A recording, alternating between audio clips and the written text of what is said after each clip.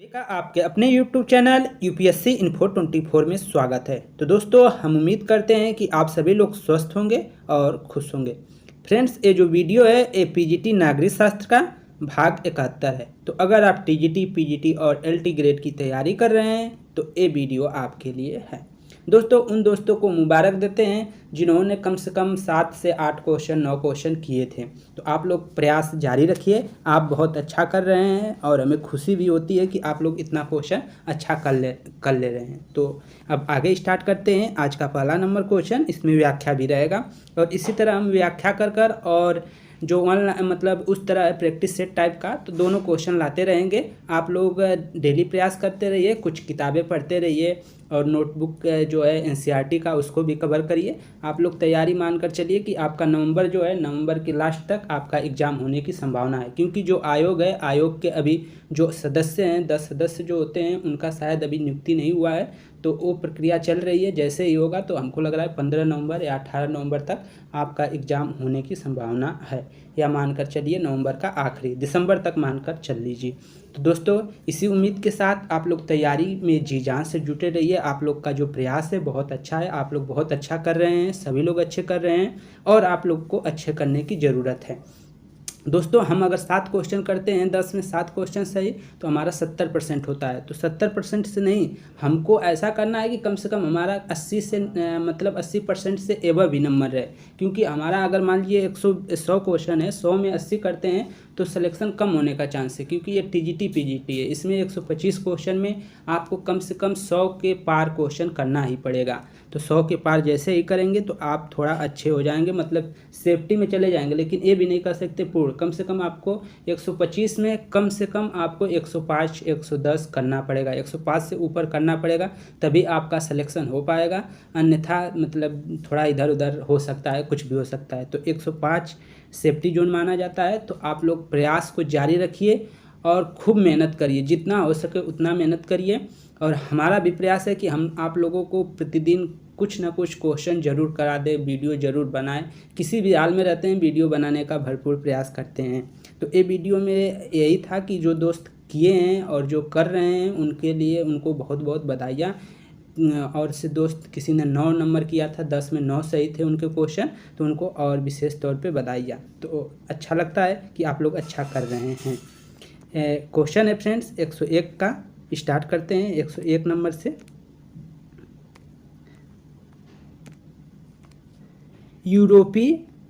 European union में कितने देश सदस्य हैं? यूरोपियन यूनियन के कितने देश सदस्य हैं? ये सदस्यों की संख्या बताना है। यूरोपियन यूनियन के कितने देश सदस्य हैं? ऑप्शन 1 है 23, ऑप्शन 2 है 24, ऑप्शन 3 है 27, ऑप्शन 4 है 28। तो आंसर हो जाएगा दोस्तों 27। यूरोपियन यूनियन में इस समय वर्तमान समय में 27 देश इसके सदस्य हैं। व्याख्या देख लेते हैं। यूरोपियन यूनियन का उदय 1957 की रोम की संधि के द्वारा यूरोपियन आर्थिक परिषद के माध्यम से 6 यूरोपीय देशों की आर्थिक भागीदारी से हुआ। औपचारिक रूप से स्थापना 1 नवंबर 1993 को हुआ। इसका मुख्यालय ब्रुसेल्स, बेल्जियम में है। पहले इस संघ में 28 देश शामिल थे, लेकिन 31 जनवरी 2020 को ब्रिटेन ने यूरोपियन यूनियन की सदस्यता छोड़ दी, जिसके बाद इस संघ में केवल 27 सदस्य ही रह गए हैं। तो इस समय वर्तमान में 27 सदस्य हैं। अगला क्वेश्चन 102 नंबर। नाटो संधि पर किस वर्ष हस्ताक्षर हुए थे? नाटो संधि पर किस वर्ष हस्ताक्षर हुए थे? ऑप्शन 1 है 1948 में, 1949 में, 1950 में, 1951 में। तो इसका आंसर हो जाएगा 1949 में। 1949 में नाटो संधि पर हस्ताक्षर हुए थे। व्याख्या देख लेते हैं। नाटो एक सैन्य संगठन है। ये नाटो एक सैन्य संगठन है, ये अमेरिका का सैन्य संगठन है। इसकी स्थापना 4 अप्रैल 1949 को हुई। इसका मुख्यालय ब्रुसेल्स में स्थित है। इस संगठन ने सामूहिक सुरक्षा की एक व्यवस्था बनाई, जिसके तहत सदस्य राज्य बाहरी हमले की स्थिति में सहयोग करने के लिए तत्पर होंगे। आगे देखिए 103 नंबर क्वेश्चन, इनमें से किस सम्मेलन में गुट निरपेक्षता के विचार का उदय हुआ था? इनमें से किस सम्मेलन में गुट निरपेक्षता आंदोलन या विचार का उदय हुआ था? ऑप्शन एक है बांडुंग सम्मेलन में, बेलग्रेड सम्मेलन में, लुसाका सम्मेलन में, अल्जीरियस सम्मेलन में। तो आंसर आपका एक सही हो जाएगा, बांडुंग सम्मेलन में गुट निरपेक्षता के विचार का उदय हुआ था। व्याख्या देखते हैं 103 का। बांडुंग सम्मेलन 1955 में इंडोनेशिया में आयोजित हुआ, जिसका नेतृत्व जवाहरलाल नेहरू, नासिर तथा टीटो ने किया। यह अफ्रीकी एशियाई देशों का संगठन था, जिसमें 29 देशों ने प्रतिनिधित्व किया। इसी सम्मेलन में सर्वप्रथम गुट निरपेक्षता के विचारों का उदय हुआ। आगे देखिए 104 नंबर क्वेश्चन, इनमें से आधुनिक उदारवादी राज्य की कौन सी विशेषता नहीं है? इनमें से आधुनिक उदारवादी राज्य की कौन सी विशेषता नहीं है? ऑप्शन एक है स्वतंत्रता एवं निष्पक्ष चुनाव, जनता को मूल अधिकार, एक से अधिक राजनीतिक दल, राज्य द्वारा आर्थिक नियोजन। तो आंसर जो हो जाएगा 4 सही हो जाएगा, राज्य द्वारा आर्थिक नियोजन। तो आधुनिक उदारवाद राज्य की कौन सी विशेषता नहीं है? तो वह है राज्य द्वारा आर्थिक नियोजन, ये उदारवाद की विशेषता नहीं है। व्याख्या देख लेते हैं। उदारवादी विचारधारा का जनक जॉन लॉक को माना जाता है। इसी का विकसित रूप आधुनिक उदारवाद कहलाता है, जिसमें कल्याणकारी राज्यों के साथ व्यक्तिगत स्वतंत्रता पर बल दिया जाता है। इनमें स्वतंत्रता और निष्पक्ष चुनाव, जनता को मूल अधिकार तथा एक से अधिक राजनीतिक दलों का अस्तित्व होता है।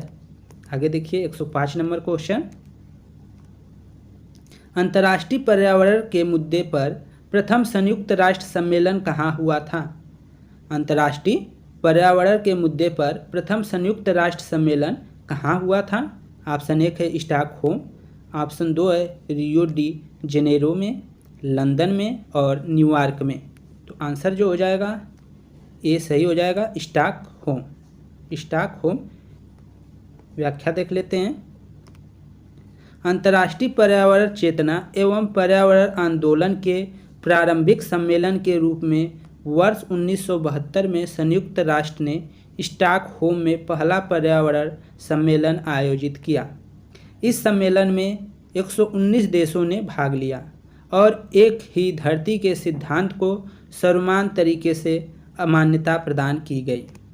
आगे देखिए 106 नंबर क्वेश्चन, किस संधि से यूरोपियन यूनियन के सदस्य देशों ने एक समान मुद्रा पर सहमति दी? किस संधि से यूरोपियन यूनियन के सदस्य देशों ने एक समान मुद्रा पर सहमति दी? ऑप्शन एक है पेरिस, ऑप्शन दो है एम्स्टर्डम संधि, ऑप्शन 3 है maastricht संधि, ऑप्शन 4 है नाइस संधि। तो आंसर जो हो जाएगा 106 का वो तीसरा हो जाएगा, maastricht संधि के तहत। व्याख्या देखते हैं। maastricht संधि या यूरोपियन संघीय संधि वर्ष 1992 में हुई। इसके परिणाम स्वरूप यूरोपीय संघ अस्तित्व में आया। इस समझौते के तहत सभी यूरोपीय नागरिकों को एक दूसरे देश में जाने का समान अधिकार तथा एक समान मुद्रा पर सहमति बनी।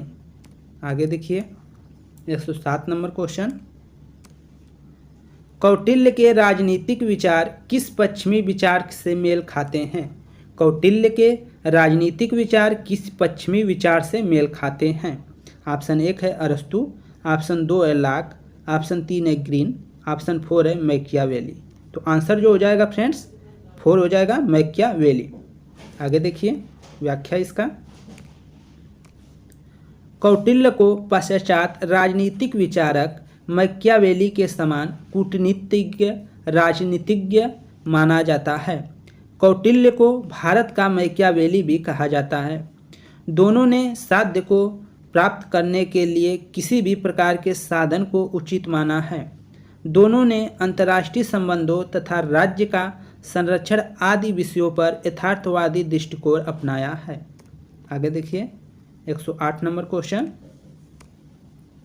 इनमें से कौन अंतर्राष्ट्रीयवाद में विश्वास रखता है? इनमें से कौन अंतर्राष्ट्रीयवाद में विचार रखता है? ऑप्शन 1 है वुडरो विल्सन, ऑप्शन 2 है रूसो, ऑप्शन 3 है बुश, ऑप्शन 4 है E.H. कार। तो आंसर जो हो जाएगा दोस्तों ये सही हो जाएगा वुडरो विल्सन। वुडरो विल्सन व्याख्या देख लेते हैं। वुडरो विल्सन को अमेरिका के 27वें राष्ट्रपति के रूप में चुना गया। उन्होंने वर्ष 1919 में शांति का नोबेल पुरस्कार भी प्राप्त हुआ। विल्सन न्यायपूर्व शांति का पक्षधर था। विल्सन न्यायपूर्व शांति का पक्षधर था। उसने आत्मनिर्णय के आधार पर शब्दों की सीमाओं का निर्धारण किया ताकि वैश्विक स्तर पर परस्पर शांति हो सके तथा राष्ट्र संघों की स्थापना की सलाह दिया। अतः वुडरो विल्सन अंतर्राष्ट्रीयवाद में विश्वास रखता था। आगे देखिए 109 नंबर क्वेश्चन 109, किसी देश के विरुद्ध सैनिक कार्रवाई करने की शक्ति संयुक्त राष्ट्र संघ के चार्टर के किस भाग में दी गई है? किसी देश के विरुद्ध सैनिक कार्रवाई करने की शक्ति संयुक्त राष्ट्र संघ के चार्टर के किस भाग में दी गई है?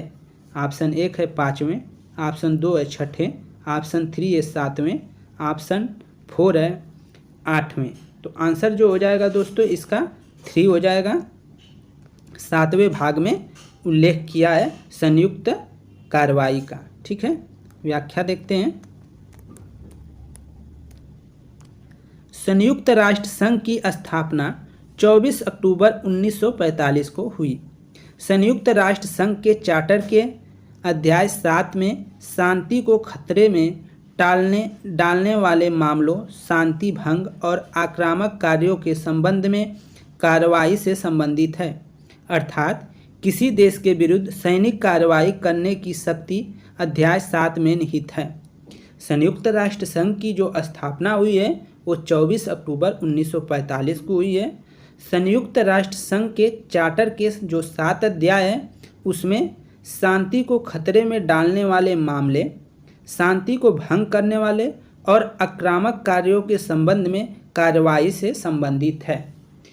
किसी भी देश के विरुद्ध सैनिक कार्रवाई करने की जो शक्ति है वो अध्याय 7 में वर्णित है, निहित है। आगे देखिए 110 नंबर क्वेश्चन, सरकारी शिक्षण संस्थाओं में आरक्षण का आधार हो सकता है? सरकारी शिक्षण संस्थाओं में आरक्षण का आधार हो सकता है। एजुकेशन का जो आधार होगा वह बेस होगा, वो कौन सा होगा ये बताना है। जाति, धर्म, 1 और 2 दोनों, और 10वां है न तो 1 और न 2 दोनों ही नहीं। तो कौन सा आंसर हो जाएगा? ऑप्शन 1 हो सकता है जाति। ठीक है, सरकारी शिक्षण संस्थाओं में आरक्षण का आधार हो सकता है, तो आंसर हो जाएगा जाति 1 सही है। व्याख्या देखते हैं। यद्यपि भारतीय संविधान में निहित अनुच्छेद 15 धर्म, मूल वंश, जाति, लिंग या जन्म के आधार पर विभेद का प्रतिषेध करता है, मतलब विभेद को नहीं मानता है, उसे निषेध करता है कि ये अपराध है।